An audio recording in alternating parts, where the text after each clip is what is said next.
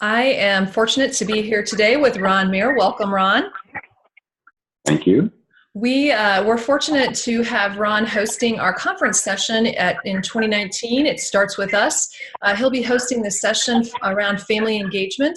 And as we know with ESSA and certainly just beyond ESSA, it's so critical to have our families involved in their students' education. It really does take a village. And so in thinking about that, what is it that makes you, Ron, so passionate about that topic of family engagement?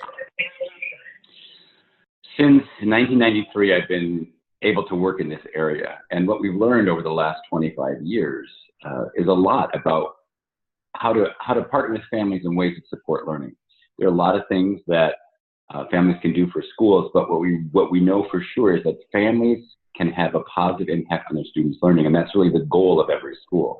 So, as you look in your school, if you see that you're making some gains, but you're not getting all the gains you want, and you're trying to figure out why is it we can't get all kids to proficiency, you really need to think about partnering with families in ways that can make a difference to that student learning. Yeah, that's fantastic, and we do know from research and just from personal experience that having our families involved really help our students be as successful as they can. What would you say would be a couple of takeaways for our K-12, pre-K-12 principals, superintendents, central office leaders who will attend your session? Well, what we're going to talk about is exactly what you said. What does the research tell us? We know that every school in the United States does something to partner with families. What we find is that the vast majority of educators have never had any formal training. They didn't have a course, they didn't have a class. So they do the kinds of things that were done when they were in school. They do the kinds of things that we see the teacher down the hall do. And what we know is some of those things make a difference to learning, but many don't. So when they come to the session, we're going to talk about what does the research say? What are the kinds of things that make a difference? And everyone has so little time. Teachers have so little time. Families have so little time. We're going to focus on what are the things that if you spend time doing, those you'll get the biggest impact. And what are the things that you can let go of that are nice but not really connected to supporting student learning? Boy, I really appreciate that last part. I don't think we're so good in education at eliminating some of those things that have less impact. We tend to take on more and more, but we fail to take a look at what it is that we're doing that isn't really getting us the biggest bang for our buck. So. Right. I'm the child of a teacher, the husband of a teacher, the parent of a teacher. Teachers will do anything to help kids and families. They'll try lots of new things, but you said it, you hit it right on the head.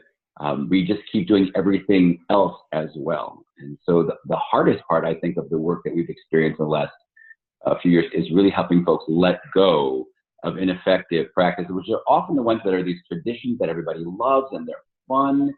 But, and we're not saying you get rid of them. What we're going to talk about in this session is how you retool those, how you take them to the next level so that it can still be fun, you can still have that traditional activity, but there is that link to learning, and it's done in a way that builds families' capacity to support their kids' success.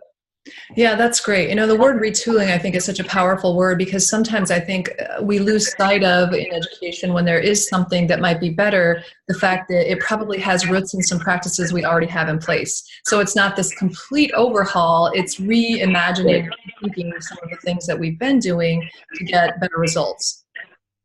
Well, it's exactly what we've done with reading instruction over the years. We didn't get rid of reading, and we kept many of the things, but we fine-tuned. We focused on what we know makes a difference. We worked hard to let go of the things that were less effective. And so it's that same process is the one you apply to family engagement. You don't have to throw out the baby with the bathwater, but you need to make adjustments. And mostly, I think folks don't do it because they're just not aware. So in our session, we're really going to try to make folks aware of what are those things that make it a difference, because family engagement is a practice. It's not a program. It's not an event. So how do you do that? Yeah, I'm super excited. I'm anxious for our colleagues to hear from you. I can't wait. I wish it were August already, July, August, and not just for the weather that we're having here in Iowa, but because it'll be such a great event. We're fortunate to have you July 31st in the afternoon, and then you'll be back again with us on August 1st for a morning session. So super excited. Can't thank you enough, Ron, and we'll look forward to seeing you in person in July, August. I'm excited. Thanks. Yep, thank you.